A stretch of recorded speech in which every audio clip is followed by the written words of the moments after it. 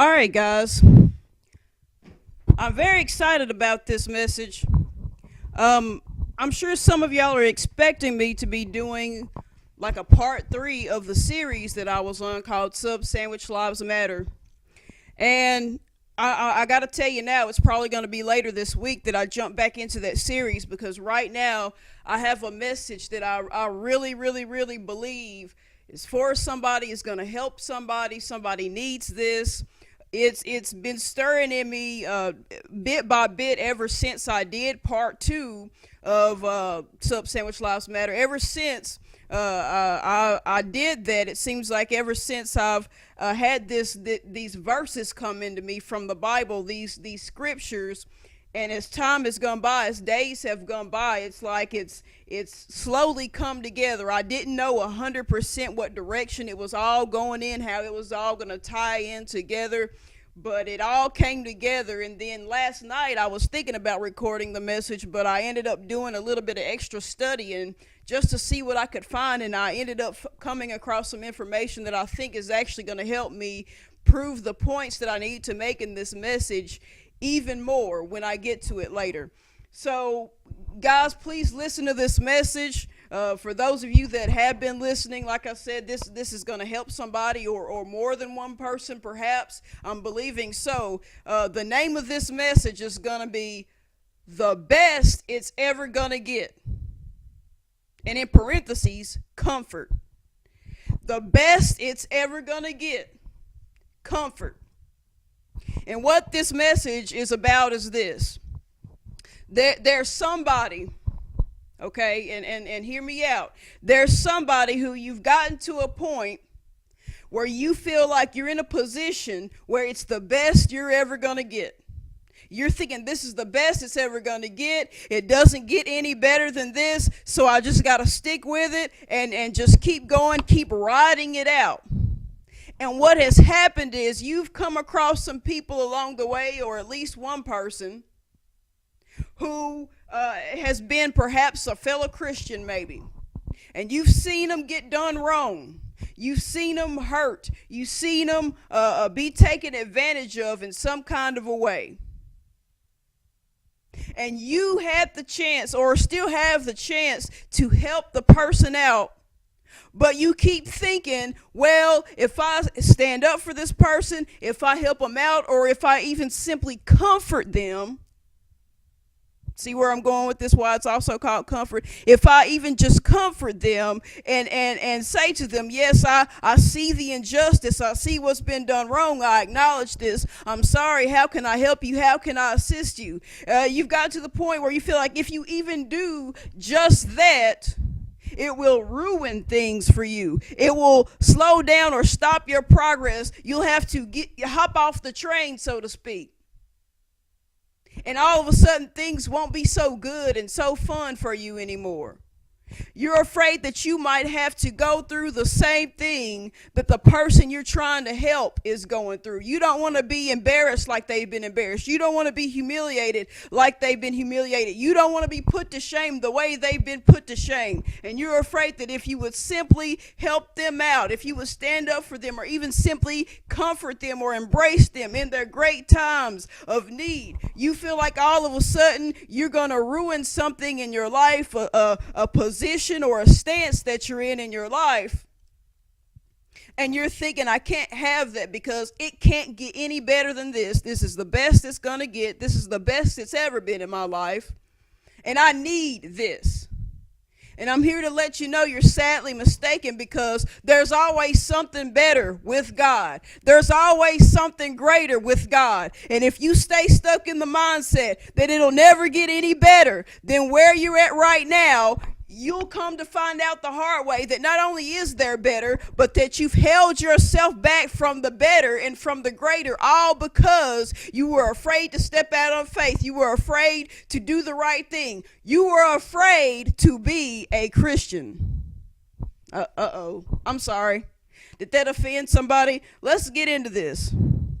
I'm pressed for time right now. I'm going to try not to drag this out for too long.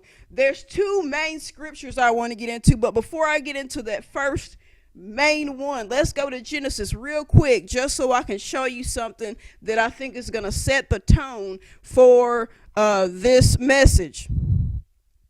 Genesis chapter 1.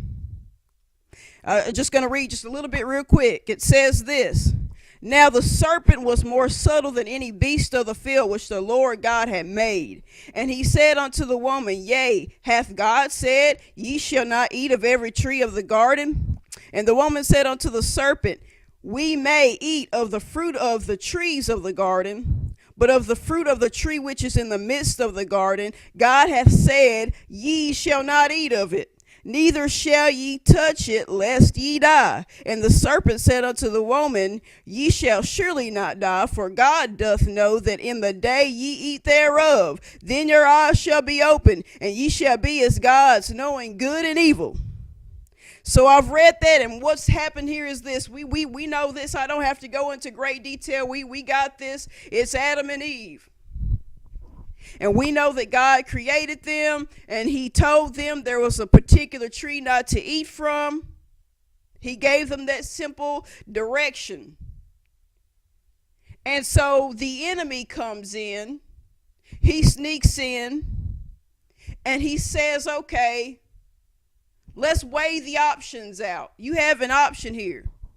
You're made to think you can't do this over here, but really you have an option. Either you can do what you were told not to do, or you can. And I think you should. Come on, you know you want to. Go for it. Here, let me help you out. Let me give you words of encouragement to do what you know God has told you not to do. Right? So that's what has happened.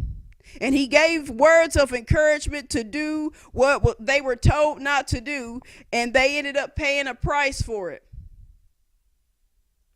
But there's a particular word that stands out, and it's in verse 1, and it says this. It says that the serpent was more subtle than any beast of the field. Check this out. Subtle means things like this. Subtle, shrewd, crafty, sly, sensible, cunning, usually in a bad sense. So the Hebrew word that is translated from means those things. In other words, what it's saying is that the serpent, or the enemy, the devil that has come in to cause friction, to cause trouble, to cause disobedience, he came in very subtle. He was very sly. He was very cunning. He was very crafty in a very bad, evil way. He was very sneaky, if you will. Coming across as cool, calm, and collected, but really having a bit of an agenda. Keep that in mind as we go to the main text, and you'll understand why I had to show you that just real quick. Now go with me to 2 Samuel chapter 13.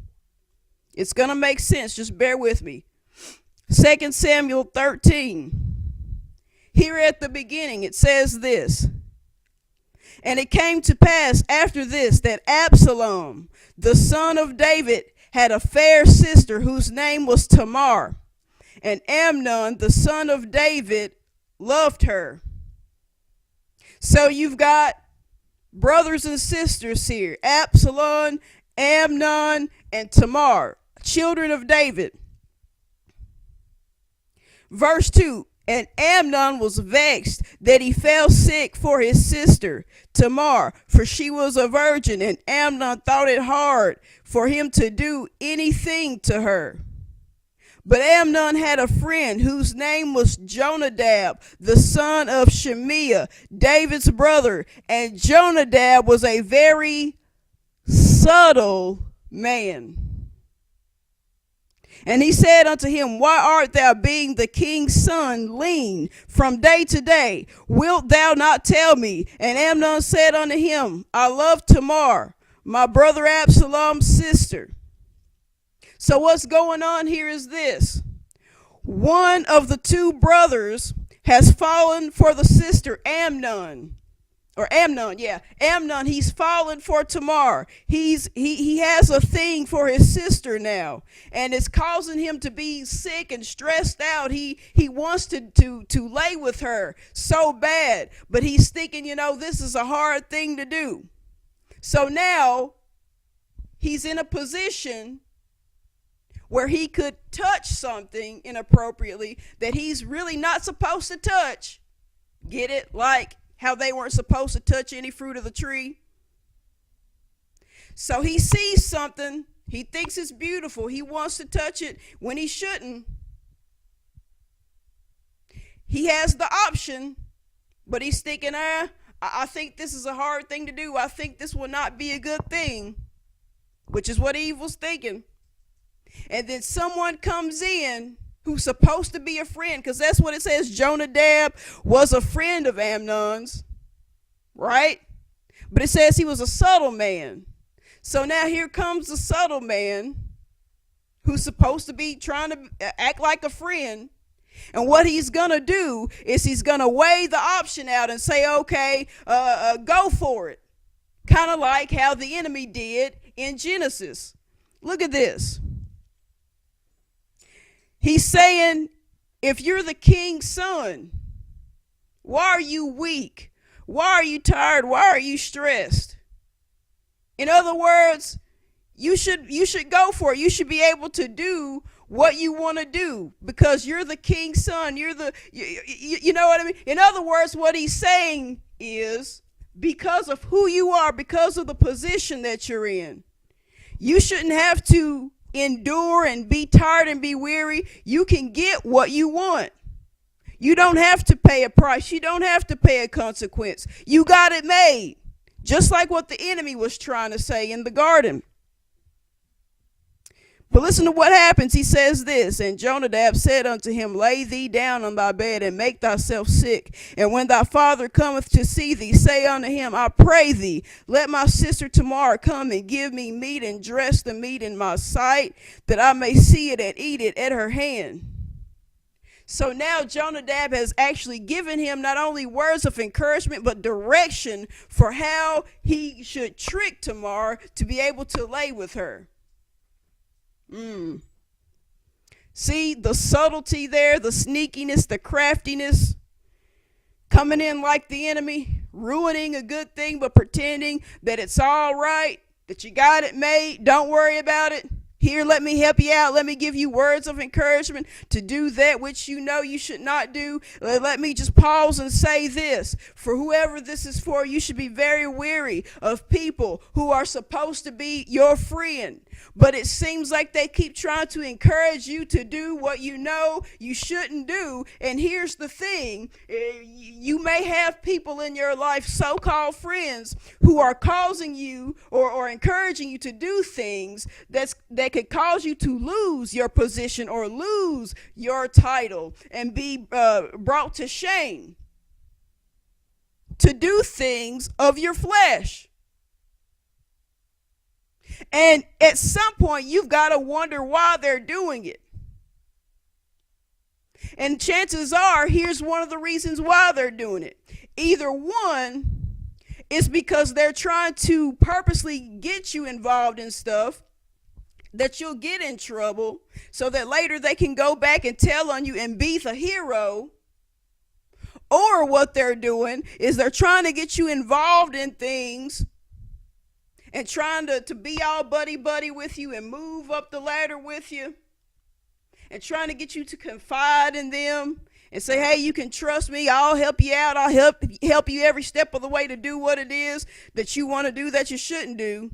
And what will happen is when it all comes down to it and you get caught, they'll have their hands up like, hey, I didn't have nothing to do with this. And they'll be putting you in a position where you feel like you have to do things their way so that you don't get told on. Because they can say, hey, I know your secrets. I know what you did. I know how you did it and when you did it and why you did it. So what needs to happen is do things my way or else I'll throw you under the bus. So now that person will be leeching off of your position, off of your title, whatever it is that's got you to where you feel like it's just so amazing and it's the best it's ever going to get. Let's keep going.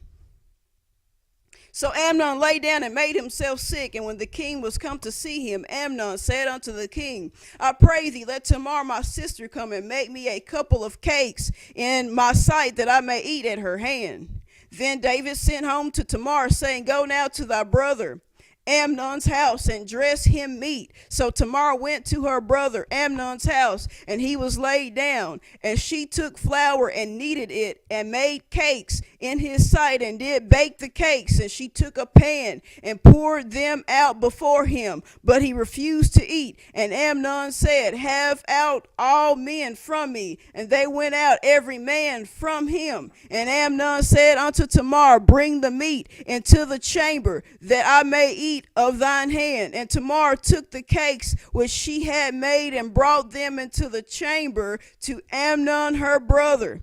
And when she had brought them unto him to eat, he took hold of her and said unto her, Come lie with me. So Amnon goes through with this. He has a plan. He's got his sister in there cooking for him. And he's shooed away all of his men, all of his servants. He's like, okay, just go away. So now it's just him and the sister. She's baking it up. He's acting like he's just sick in bed. And when she least expects it, Amnon is trying to get her to come lay down with her. Watch this.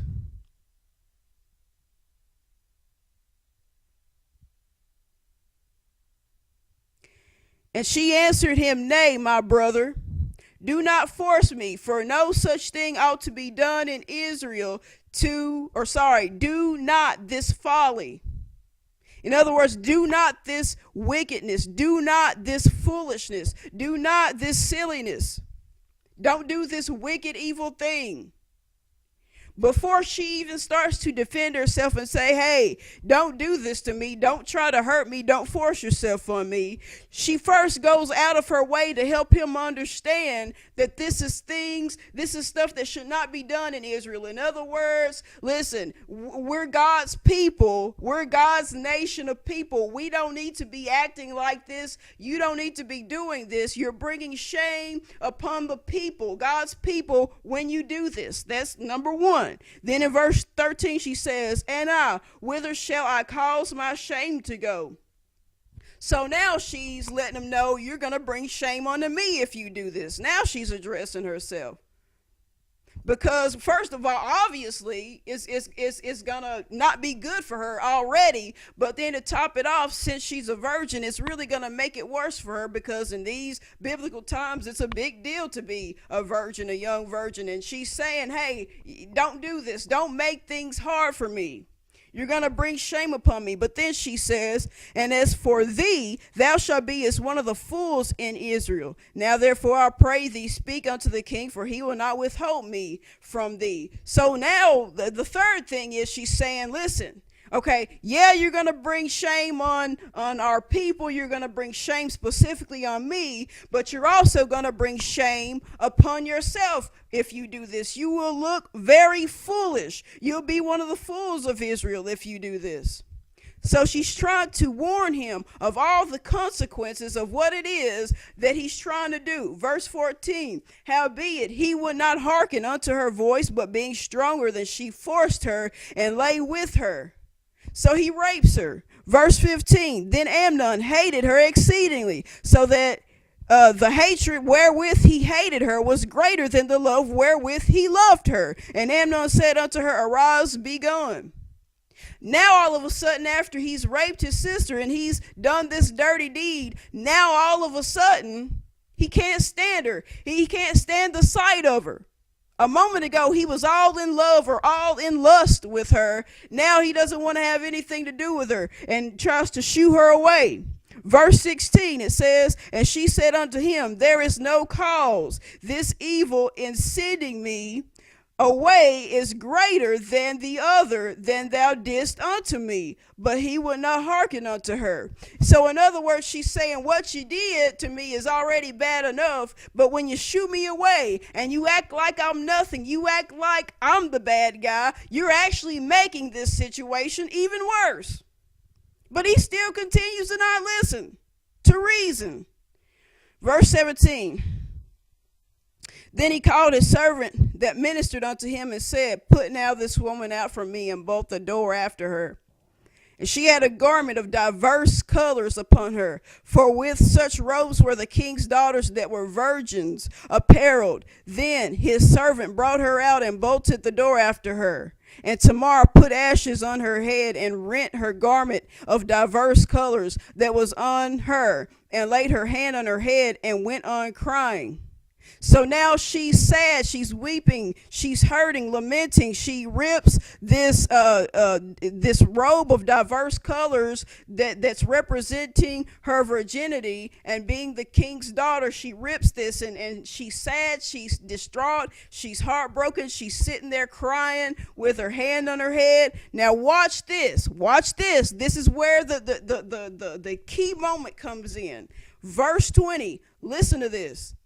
And Absolom, this is the other brother, not the one that raped the sister, the other brother, Absolom. And Absolom, her brother, said unto her, Hath Amnon thy brother been with thee? So he's asking her, what happened? Did he force you? Did he lay with you? But look at this, right after that question mark. Right after he asked that, right before she gets a chance to respond, he says, Behold now thy peace, my sister. He is thy brother. Regard not this thing. So Tamar remained desolate in her brother Absalom's house. Before she can even answer, he's like, you know what? Hold your peace. In other words, don't say anything. Don't go off. Don't go tell. Don't say anything. Don't regard it. Act like it's not even a big deal. Act like it didn't even happen. And then Tamar was left alone again. Whoever this is for, and I really need you to hear me, you're being an Absolom right now. You're being an Absolom.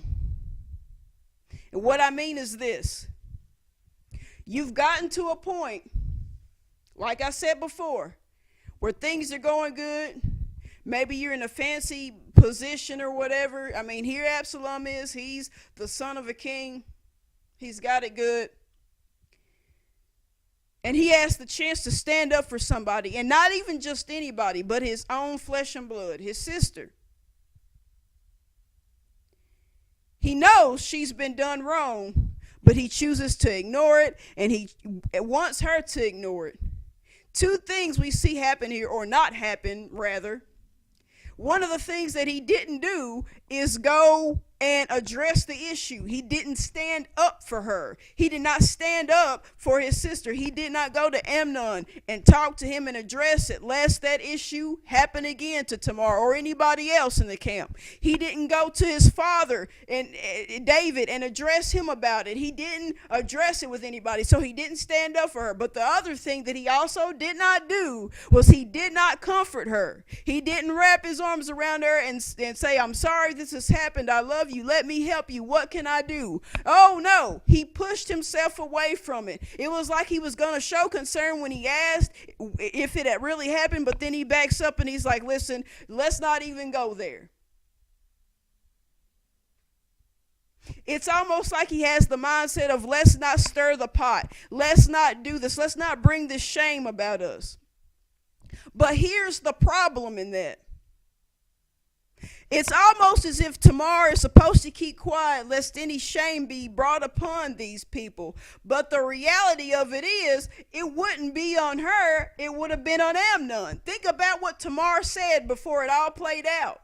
She explained to him, you're bringing shame upon the people, you're bringing it upon me, and you're going to bring it upon yourself.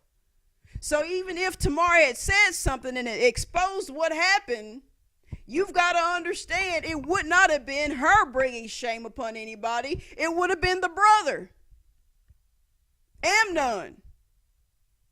But not only was Tamar done wrong and Tamar taken advantage of, but then to top it all off, she's made to feel like she has to hush, keep quiet, not acknowledge it, act like it wasn't a big deal. Because if she simply vocalizes what happened, it will be made out to be that it's on her, that she's making people look bad and that she's making it hard on people for simply expressing herself, for simply saying what she has the right to say.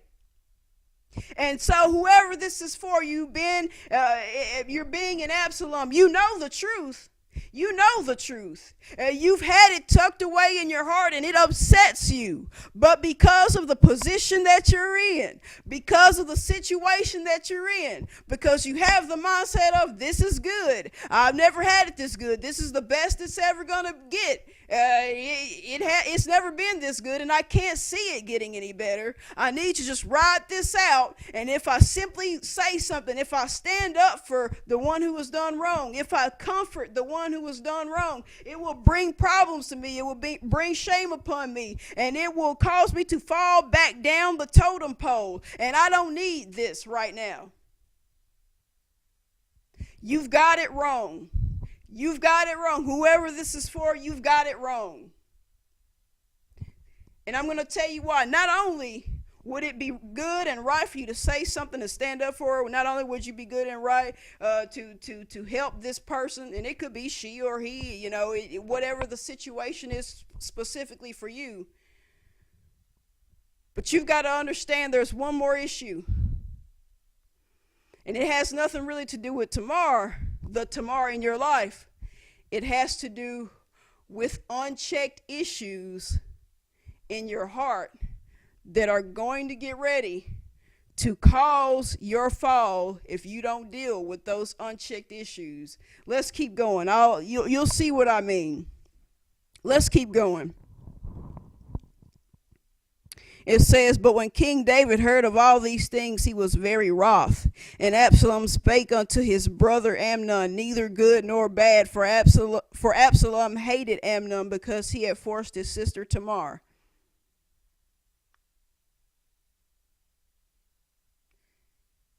He's mad. Absalom's mad at his brother.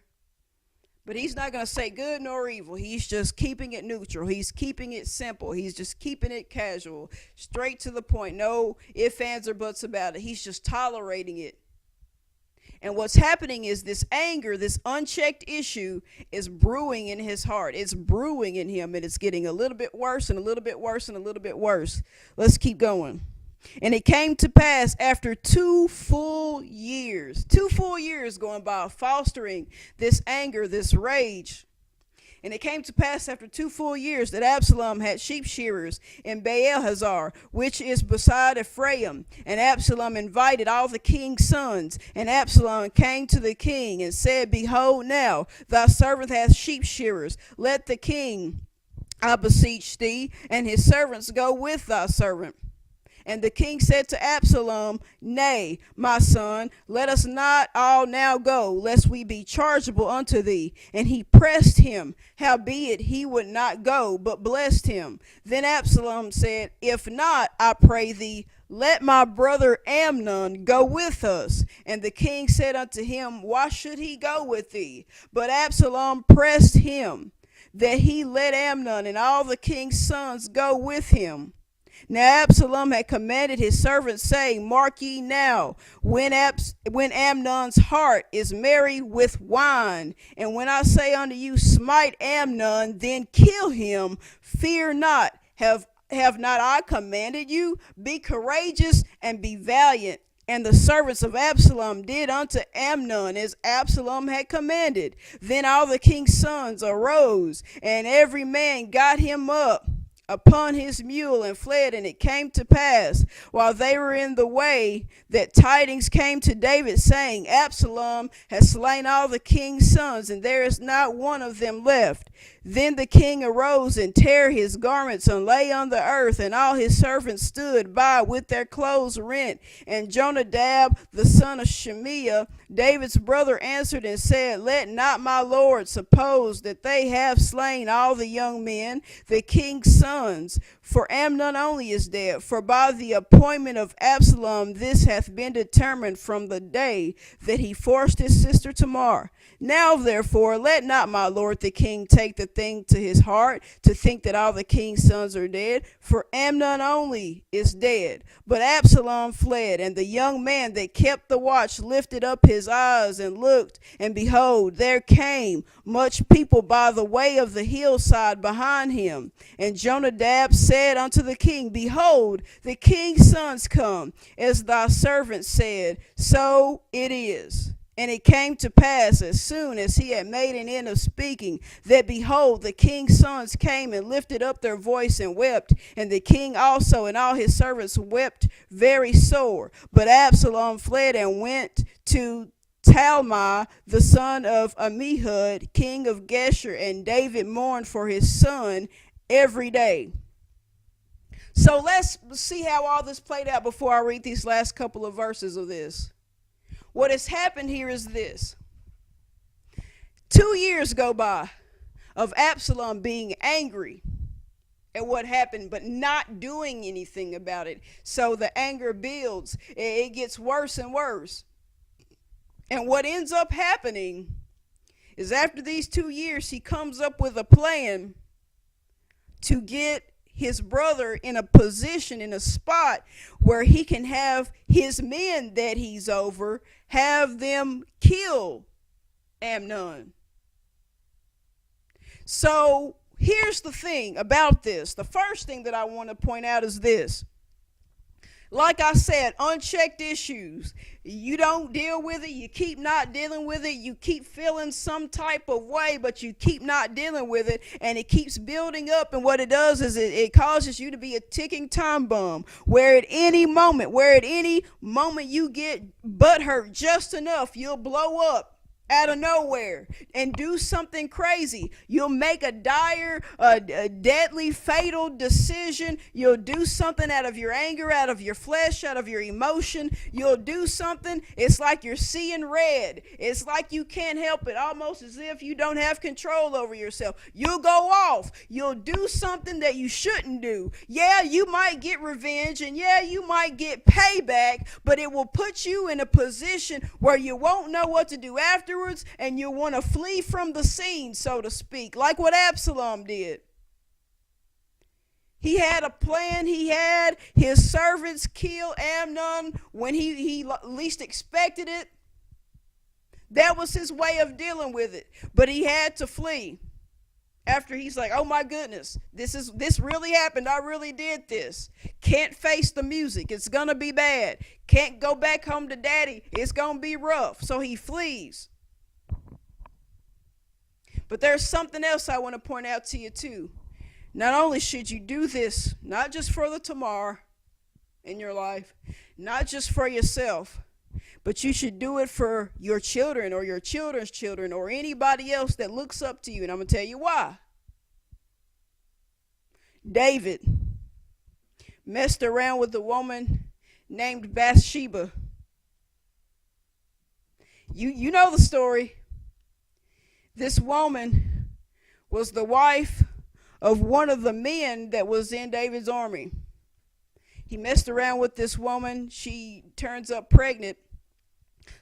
And he knows that with the timing, how the timing is set up, it will later be discovered when she has this child that that child is not the child of the woman's husband, because he wasn't around during the time she got pregnant, because he was off in battle.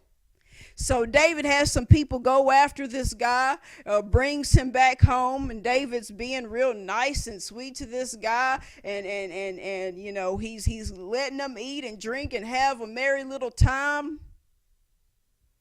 And he's thinking, okay, if he comes back after being gone for a while and he gets to stay the night here at home before he goes back, surely he's going to want to go to his house and sleep with his wife, relieve some stress.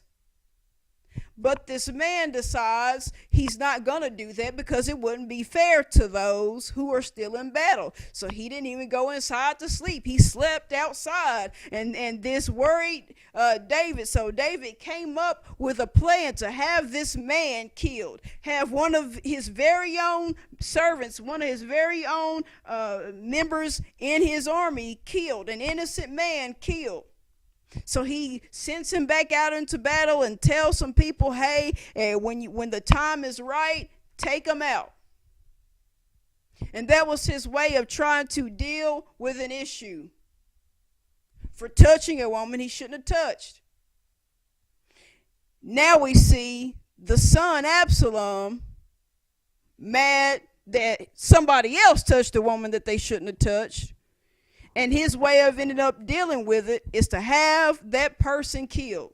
So it's not the exact same thing, but there's similar, very similar elements to this. You could almost say like father, like son.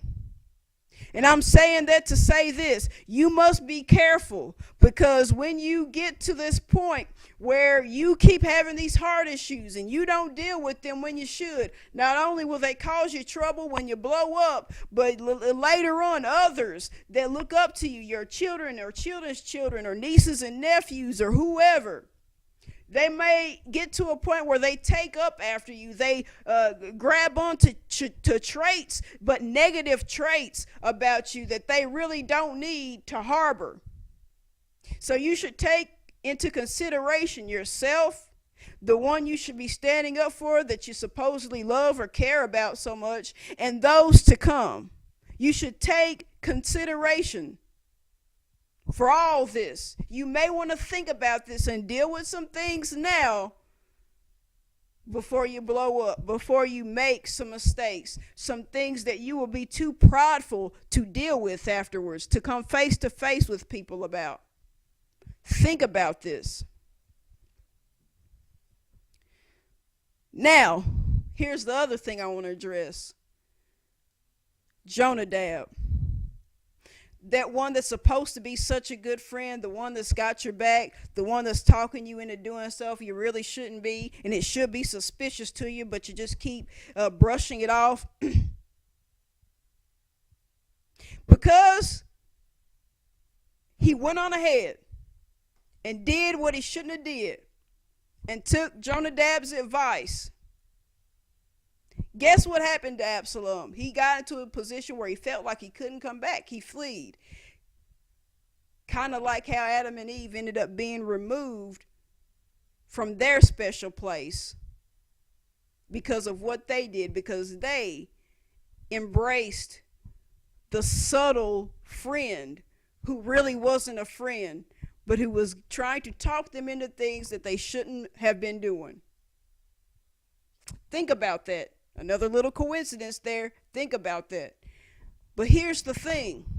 If you were listening to the last parts that I was reading, check this out. Jonadab talks to David after all this plays out. And he's over there and he's talking to him. Oh, don't feel bad. Because see, David had heard that all the king's sons had been killed, and Jonadab's the one that runs up talking about, oh, don't worry, it's just one. It's just Amnon that was killed. And see, Absolom, he had this planned out ever since Amnon raped the sister. But don't worry, don't rest, my lord. Or sorry, don't stress, my lord. Rest, my lord. Be okay, my lord. Everything's gonna be all right. See, it's just this one that was killed. Da da da da da. In other words, this is what's happened. This so-called friend of yours, who you keep confiding in, and who is really not your friend, when it all plays out and you feel like you have to flee, the one that you're afraid to face because they're higher up than you are, That so-called friend is going to go to that person that's higher up, and they're going to latch onto them the way they latched onto you. They latched onto you because of your little position or your title or your nice situation. But they're going to go to the one that's even higher up than you. See what I'm saying? They're going to go to them and tell on you and make you out to be the bad guy when they were the ones that were encouraging you to do what you shouldn't have done. It was thanks to them that you're in the situation that you're in. But they're going to go to that higher up person and latch onto them and be like, oh, don't worry, I got your back. You can confide in me. In fact, let me tell you what that person did that just fled. They did this, this, and this, and I tried to warn them and I tried to stop it and blah, blah, blah. Knowing good and well they were behind it. Knowing good and well they were conspirators stirring up the pot. But now they done went up higher to somebody higher on the ladder, acting like they care about them, acting like they're concerned. Oh, let me tell you what happened. Oh, don't worry yourself, my Lord. Don't worry, my master. Let me help you out, my leader. I love you. Let me tell you what they did. Knowing good and well they were behind it the whole time, just plotting and scheming against everybody, just trying to latch on to who they can to move up the ladder. They're not real friends. You should be able to tell by the way they keep trying to get you to do what you shouldn't do. Think about it. But they'll be quick to throw you under the bus and act like they're somebody else's buddy. Just to move up, just to feel better about themselves. The other thing in this that you got to see is Jonadab was trying to comfort David. The comfort that Tamar should have got, the comfort she should have got goes to David. Jonadab stirred up some stuff that hurt Tamar. She ends up not getting comforted. Because I guess she's not high enough on the totem pole. But here's Jonadab running over to the king himself, comforting him. See, in that so-called friend's eyes, the only person they want to comfort and make sure they get comforted is whoever they feel like they need at the moment to further their agenda.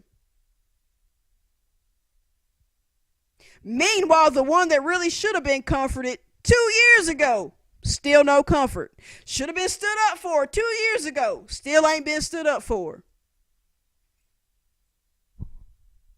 I mean, don't you see how this is all jacked up? How it's not going to work out in your favor in the long run? How if you don't deal with it, you're going to lose the best it's ever going to get position anyway? You're so scared to stand up for what's right that because you're worried you're going to lose that little title or that position or that situation. But by not dealing with these issues, you're going to end up being in a position where you're going to lose it anyway and then take off running. And then the so-called friend or friends are going to be doing you in just to move up. Comforting somebody when somebody else should have been comforted a long time ago. False comfort. And then to top it off, it's false comfort. It's not even real comfort that Jonadab is offering David. It's a false comfort. Somebody else should have got real comfort, but somebody else in the long run gets false comfort. I could go on with that for a while, but let's move on. The last two verses says, so Absolom fled and went to Geshur and was there 3 years. Gone for 3 years, over 2 years. Gone for 3 years, over 2 years of anger and hurt and bitterness. Think about, oh my goodness, just think about it. Think about it. And the soul of King David longed to go forth unto Absolom, for he was comforted concerning Amnon, seeing he was dead. See, he was comforted. It was a false comfort, but he was comforted. But he wanted to see his son, but his son was too afraid to face the father. Man. There's so much in that, but I gotta move on. I gotta move on. I'm gonna try to speed this up. Where am I at in my time? Okay, I gotta speed this up. I got to the meat, but now I got some real good stuff here. Go to Genesis chapter 29. I'm not gonna read all this. I'm gonna sum it up. I'm gonna sum up this story. Let me get to the verse I do need to be at, though. Okay. Let me break down what's happening in this particular story in Genesis chapter 29. What happens is this. I've told y'all about Esau and Jacob, the brothers, the twins. But even though they're twins, one comes out before the other, of course. So technically, that one's the older brother, and that's Esau. He was the one that was supposed to get the special birthright, but of course, he sold it for soup or pottage, whatever your translation says, and gave it over to Jacob, the younger. Now, you got Jacob, okay? Now, over here, you've got another set of twins. You got Rachel and Leah. And Leah is the oldest of the two, okay? Now, Leah, the word lets us know that she was weak-eyed or tender-eyed. Her eyes were not all that strong. So now her and her sister, although they're similar in looks, her sister Rachel has always been considered the more beautiful one, the more favored one, by man anyway. Leah, on the other hand, because of her eye issues and whatever else, was not as pleasant to others. And so there's this moment where Jacob comes and he sees Rachel and he thinks that she's so beautiful. So he wants her. So he approaches the father of Rachel and Leah, which is Laban, and he's wanting her, and Laban is saying, okay, work for me 7 years, I'll give you the daughter's hand in marriage. So he works for him 7 years. And so when it's time for him to marry Rachel, okay, there's this celebration that Laban has set up, and it seems like he's being so nice about this, but he's being deceitful. Because what happens is that night, Laban gives Leah to Jacob.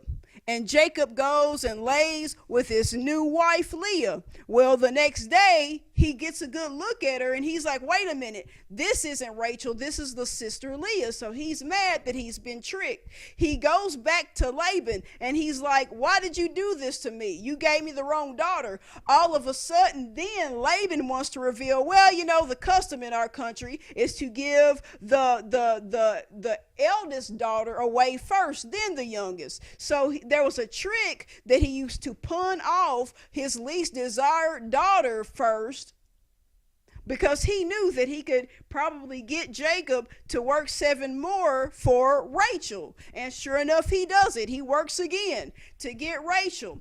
And what ends up happening is Jacob ends up, of course, loving Rachel way more than Leah. Because really, he never cared much for Leah in the start. He just had her because, you know, he just had to have her, you know, to get to what he really wanted, the other sister. And so it caused Leah some heartache, some distress to know that she's still not wanted even by the husband. So she's laid with this new husband. She thinks it's all good, but come to find out, she's not what he had in mind. She's not what he really wanted, and her sister still ends up being the more desired one. That's what it all comes down to. Let me share with you something I just recently learned, because I wanted to know what the deal was with the eyes. This is what I found out there. I was looking online, and there's this French rabbi named Rashi, however you pronounce it, that wrote this commentary on the Torah, the Old Testament. And he was explaining that he believed that the reason why Leah did all, or why Leah's eyes were messed up, was because she did all this crying. She cried and cried and cried. And she cried so much that it was causing some of her eyelashes to even fall out. And the reason why she did all of this crying and why she was so upset was because she believed that she was going to be forced into an arranged marriage with somebody she didn't want to be with, which was Esau. You see, she had this mindset of this, okay, I'm the oldest of me and Rachel, so I'm probably going to be put in an arranged marriage with Esau because he's the oldest between him and his brother. And Rachel, the younger sister, my younger sister, is going to get to go with Jacob.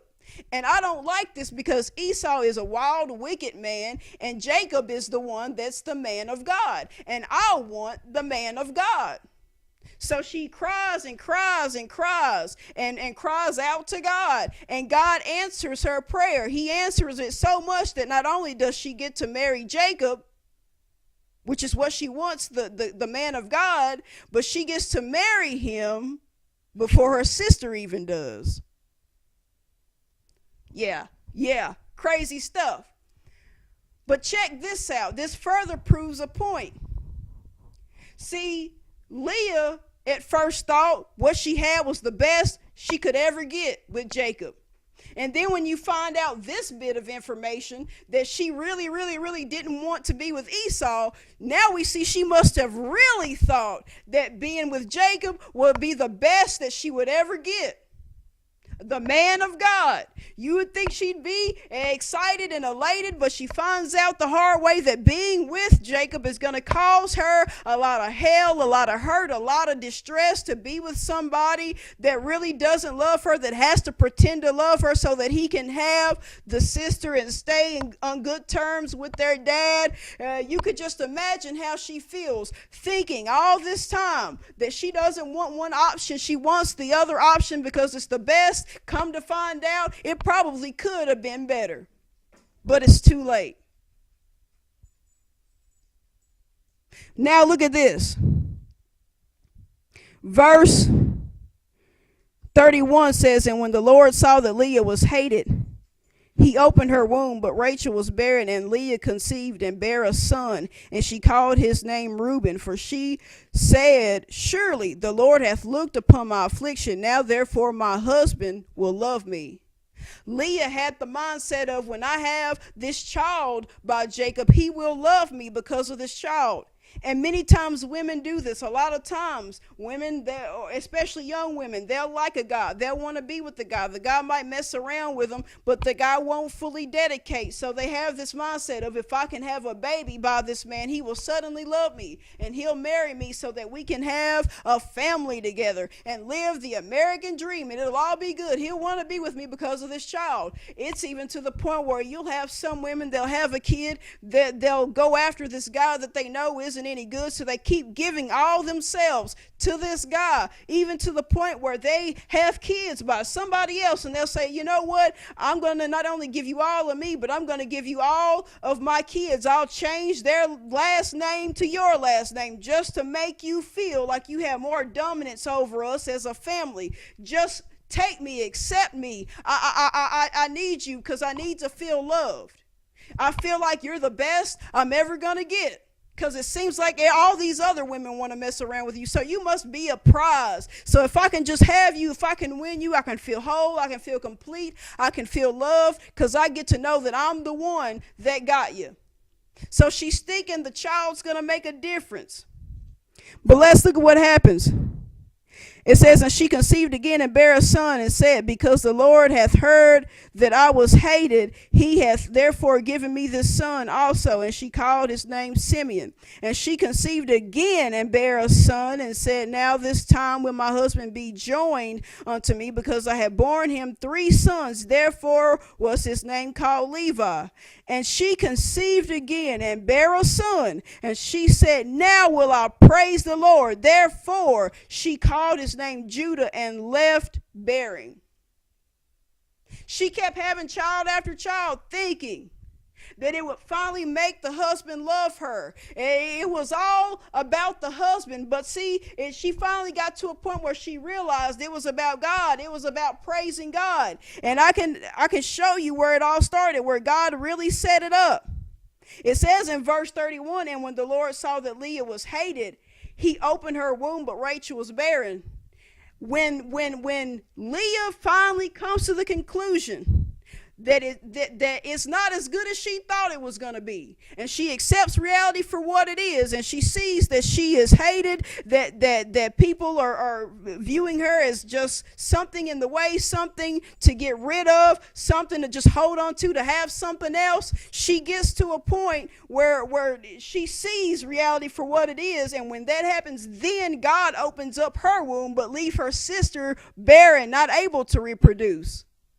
And what God's doing is it's almost like he's giving her an opportunity to say, see how all these people are not going to do right by you? So now that you see the big picture, now I'm going to do something for you. I'm going to birth out things for you, even when your sister can't, even when the one that's favored over you can't. And at some point, you're going to have to see that the glory and the praise goes to me. At some point, you got to find love in me and strength in me instead of love and strength through somebody else and feeling accepted through somebody else. The sooner you accept this, the better. And so it took a while, and she kept birthing out. But there finally came a point where she said, hey, praise be to God. Here's Judah. God, I love you. I'm here to give you all the praise, the honor, and the glory. What I should have did since the beginning. But now here I am. I'm here seeking you now. I'm here praising you now. I'm here giving you my love and attention instead of trying to get it from everybody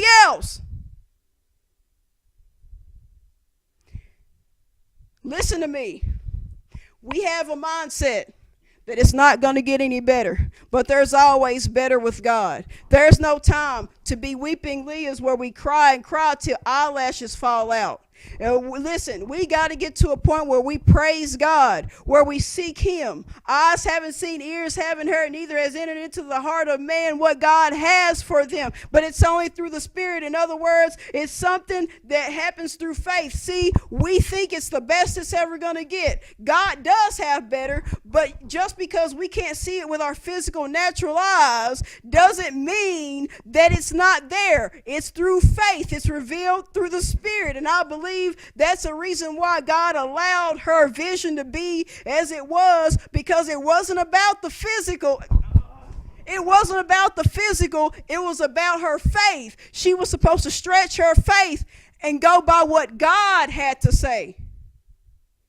She had to go by what God had for her, not by what her flesh wanted, not by wanting to be loved and to belong, but to be what God wanted and to have what God had for her. We've got to get out of this the best it's ever going to get mentality. So I'm going to wrap this up, but I've got to say, Laban's, quit trying to pawn people off and saying this is the best way to do it. This is the best it's going to get if I can pawn people off. Leah stopped saying, hey, if I have this one over this one, it's the best it's going to get, instead of being concerned about who God has for you and believing that God has better for you. Jacobs, you must understand that it's not all about going after what's beautiful. It's about going after a woman of God, which Leah was. Listen, for all of you who are Tamars, listen, God's got your back. God loves you. Your time is coming. Your time to see things play out as they should are coming. But listen to me. For those of you who are Absoloms, listen to me, and I'll say this one last time. You must get into a point where you want God to help you and deal with you with these heart issues. It's time to open your mouth and say what needs to be said and address what needs to be addressed, lest you make a dire decision, a terrible decision that you'll regret in the long run, all because you'll be afraid to face the reality. You'll be too prideful to face people. Listen to me. Do what you know you need to do before it's too late. I'm going to pray us out here. Heavenly Father, I thank you for this word. I thank you for another time to minister another word. Lord, I pray that this be a message that people will not ignore, that people will cling to, that they will go after it, that they will receive it and accept it in their hearts. Lord, I pray for you to help people with their heart issues, that these heart issues do not go unchecked, Lord. Lord, I give you the praise and glory, and I ask that any tomorrows out there not be vengeful, not seek vengeance, but know that vengeance is the Lord's, that vengeance is yours, God. I give you the praise, glory, and honor in Jesus' name. Amen.